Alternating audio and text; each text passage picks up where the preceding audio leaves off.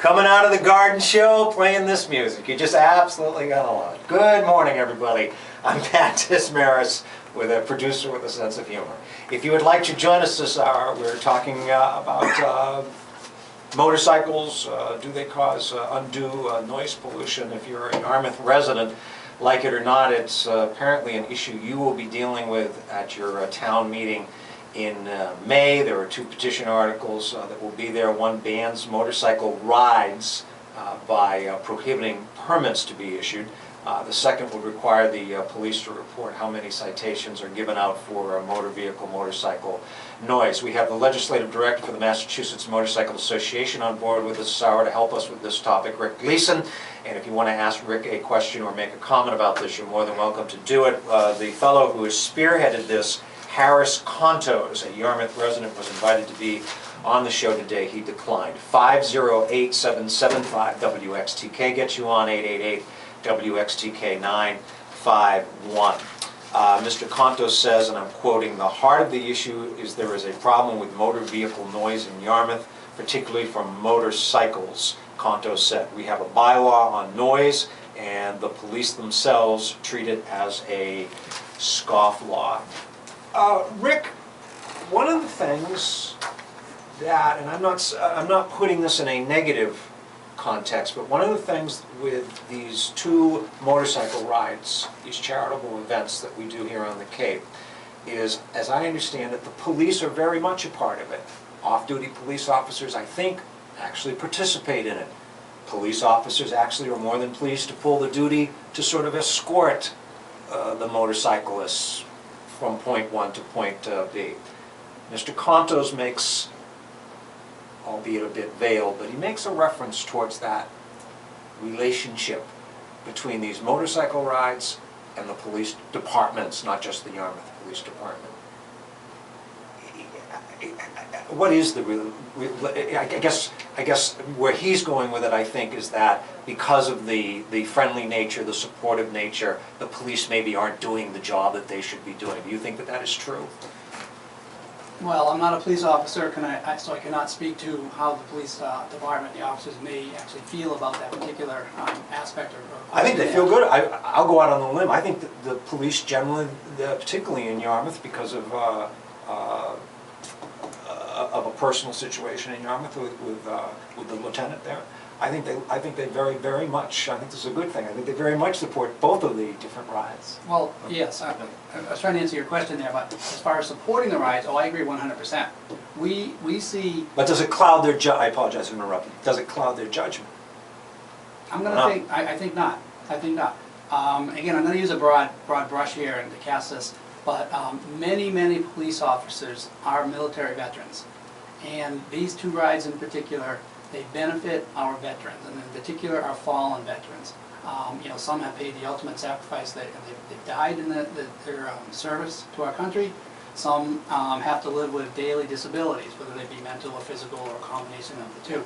So these police officers across Cape Cod, and I say across Cape Cod, we see Bourne, we see Plymouth, we see, you know, towns that are not considered Cape towns that are participating in these particular rides, and they're doing so out of respect for the recipients of this particular ride, and they're you know, fundamentally they're veterans and their families, and that's where I see you see the camaraderie, you see the participation. Does that cloud their decisions? I think not. It just shows, again, it's on their own time, with the approval of their police chief, I'm going to say, because they're using assets that are town-owned assets. In other words, the motorcycles from the particular towns show up, they do their part to escort, and part of the escorting is traffic control and intersection control.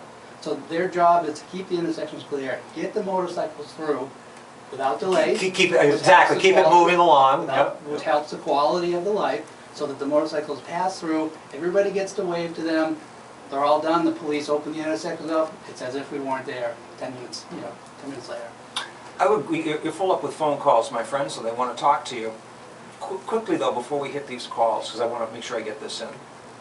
Candidly, Rick, how much of this kind of thing, maybe not this particular story, but you're the legislative director for the organization, so you're a statewide kind of perspective on this. Correct. How much of this is, there are people out there that don't like motorcycles, They maybe have certain preconceived notion about people who ride. I'm trying to say this as nicely as I can. Preconceived notions about people who ride motorcycles. How much of this do you see, or do you think is part of this, at least on some level? I think it's a pretty large part of it. Some of the stereotypes go back many, many, many years, and you know they're probably not unjustified in some instances.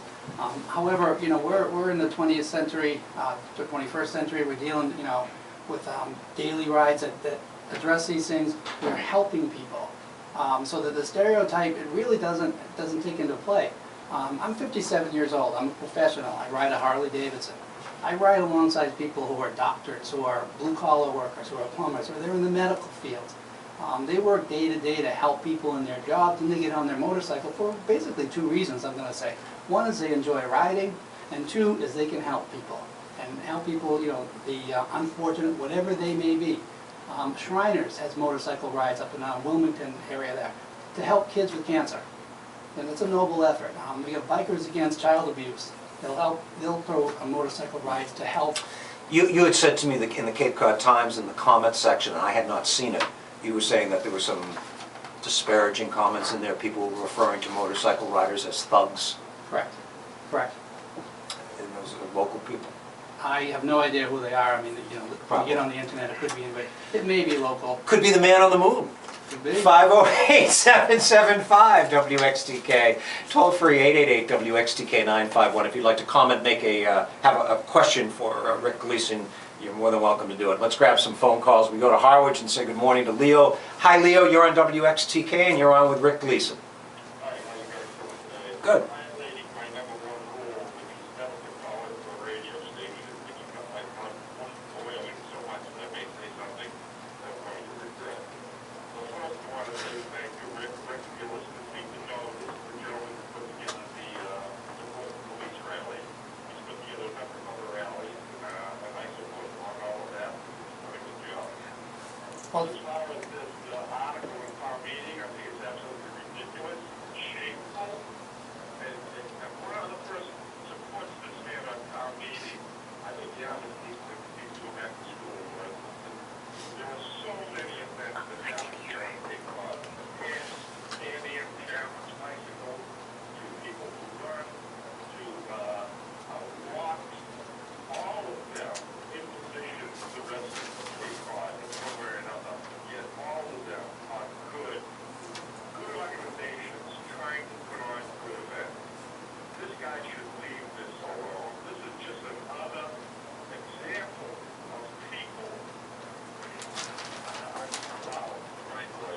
I hope he doesn't give a second on this motion that I'm being for. And Rick, I want to tell you that if you need you're looking at municipal land to put this together, and that's why you're in Yarmouth, you're welcome to come and use my farm as a staging area. It's private property. So please know that. well, thank you very much, Leo. I really appreciate your comments. And I understand where you're coming from, and I agree with you, obviously. It brings to question the credibility of this individual in the sense that he references articles, bylaw that is passed, like I mentioned, 104-3. It's, in my opinion, it's unenforceable. So, you know. Not only is it unenforceable, but it's also an article which goes to one specific source of noise, which is one radio playing, or one music too loud, or one person's dog barking too loud. Believe me, I know the noise bylaw violation pretty well. Being a farmer, I've been called in my regions many a time. But Leo, if I... When you run your people together, I'm not even sure if this is constitutional. But Leo, it is fair to, I think, acknowledge in this thing that this fellow, and I don't know, and I tried to get him on the show, this Harris Contos, and he can't come on today, he said. But it is true that the man had to go out and get a certain number of people from Yarmouth to sign a petition that I assume they're adults, they knew what they were signing and what this was. Okay, well, it was 10 residents, maybe it was only 2 residents. But the fact of the matter is there clearly is some sentiment in Yarmouth, even if it's less than 0.5%, that feel that there's a problem here with noise pollution, and it has to do with these motorcycle rides. For the record, I do want to say that I do not in any way want to take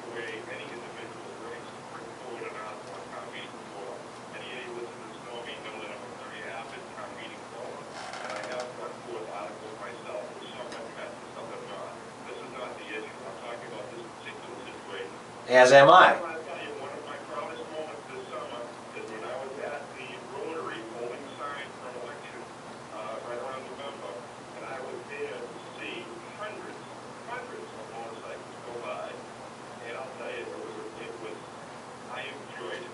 But if that's a residential street, let's say, and I'm not that familiar, Rick, with this particular route on those two rides, but let's say for the sake of argument, a little bit of it passes by what we would refer to as residential turf territory. And it's, you know, even though it's only 5 or 10 minutes, you have all those motorcycles roaring by, Leo. I can't understand where someone might say, you know, charitable event or not, boy, that's noisy, and just sort of rocked me right out of my chair. Well, you can take that same argument and talk about the Pan-Am challenge then. I mean, how many times have I had to sit in traffic and wait for people to go by their bicycles? But they're bikes, they don't make any noise. Those bikes don't make any noise. Well, I thought the way to increase my day, I'm sitting there having to watch people go by a bicycle. I mean, you use that same ridiculous argument. It's still a, Take 2 minutes, and you know what, go to the bathroom and read the Bible or something. I like that. Go read the Bible in the John. Leo, you're a good man. Are you all set with Rick? You did fine. you did well, Leo. Thank you very much for your call. All right. Not a chance, Leo. Thanks, Leo. Bye-bye. Do we have time for another call? No, we got to take a break. I know there are some people waiting. We'll make it as quick as we can. We'll get back into the calls. We're talking about banning motorcycle rides in the town of Yarmouth.